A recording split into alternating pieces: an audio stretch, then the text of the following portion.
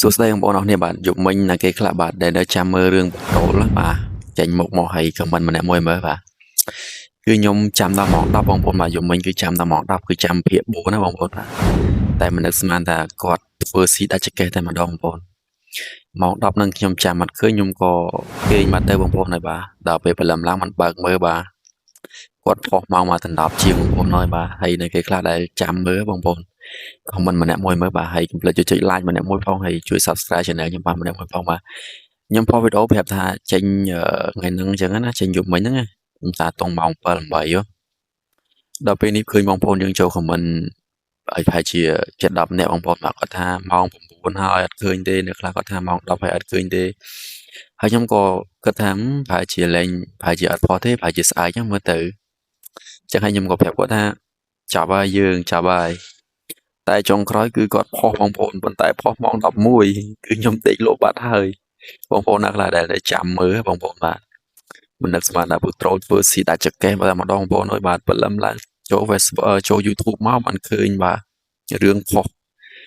អើយខំចាំមើលដូចម៉ែមកពីផ្សារអញ្ចឹងបងប្អូនហើយបាទដោយសារតែយើងគ្រប់គ្រងស្រឡាញ់ចង់មើលតាមអញ្ចឹងណាខំចាំមើលចាំបាត់ដោយសារតែទម្លាប់គាត់គឺភាគច្រើន2 ថ្ងៃគាត់ផុសមកភាគអញ្ចឹងណាបងប្អូនបាទ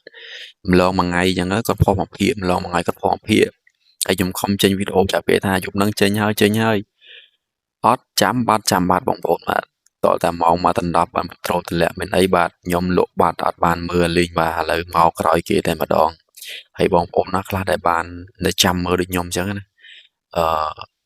ចាំមើលដល់ម៉ោង10ម៉ោងអីអញ្ចឹងទៅបាទកុំភ្លេចជួយ comment ម្នាក់មួយមើលបាទចង់ដឹងមុខអ្នកតស៊ូចង់មើលរឿងហ្នឹងអញ្ចឹងណាអ្នកតស៊ូបាទចាំមើលភាគ4អញ្ចឹងណាហើយភាគ4ហ្នឹងឥឡូវហ្នឹងកាន់តែពិសេសទៀតទេបងប្អូនបាទគឺលោកវិទ្យបាននាំម៉ាលីមកវិញហើយបងប្អូននាំមកផ្ទះវិញហើយមើលទៅគាត់ហាក់បីដូចជាកាន់តែស្និទ្ធស្នាលគ្នាហើយបាទវា4នេះកាន់តែស្និទ្ធស្នាលហើយធ្វើឲ្យនាងម៉ាលីហ្នឹងត្រូវចន្ទ្រាវាយបាទ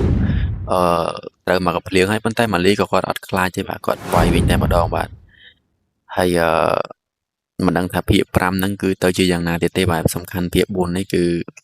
តែជើបគាត់ចាញ់បាល់ចាក់បាល់ចាញ់បោកទូទាស់អស់មួយហើយបាទគាត់កំពុងតែក្តៅក្រហាយអញ្ចឹងណាហើយម៉ាលីគាត់ត្រូវចន្ទ្រាវាយអញ្ចឹងទៅបាទក្នុងរឿងហ្នឹងចន្ទ្រាឈ្មោះស្អីនេះខ្ញុំភ្លេចបាត់ហើយបងប្អូនបាទជាស្រ័យ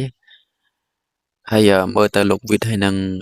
ម៉ាលីហ្នឹងគាត់កំពុងតែស្និទ្ធស្នាលគ្នាហើយបាទហើយសយភាគ5ហ្នឹងកាន់តែស្និទ្ធស្នាលទៀតហើយចន្ទ្រាហ្នឹងអាចនឹងអស់ចិត្តជាមួយនឹងលោកវិទ្យចឹងទៅក៏ទៅឆ្លាញ់អាឆាយវិញចឹងណាបងប្អូនអញ្ចឹងអត់មានអីទេបងប្អូនបាទគឺខ្ញុំមកនិយាយនេះគឺដោយសារតែខ្ញុំចាំមើលរឿងហ្នឹងពេកចឹងណាយប់មិញហើយក៏អត់បានសម្រេចទៅក៏គេងលុបបាត់ទៅហើយនេះក៏ចេញមកចង់ប្រាប់បងប្អូនថាអ្នកណាគេខ្លះបាទតែដាច់យប់ជាមួយរឿងនេះអញ្ចឹងណាហើយសម្រាប់ខ្ញុំអត់បានដាច់យប់ទេបាទដោយសារតែថាម៉ោង10ហ្នឹងខ្ញុំចាំមើលអត់ឃើញទៅខ្ញុំក៏គេងលក់បាត់ទៅហើយបងប្អូនអ្នកខ្លះដែលបាននៅមើលถึงម៉ោង10ហ្នឹងបាទកុំភ្លេចជួយ comment ម្នាក់មួយហើយ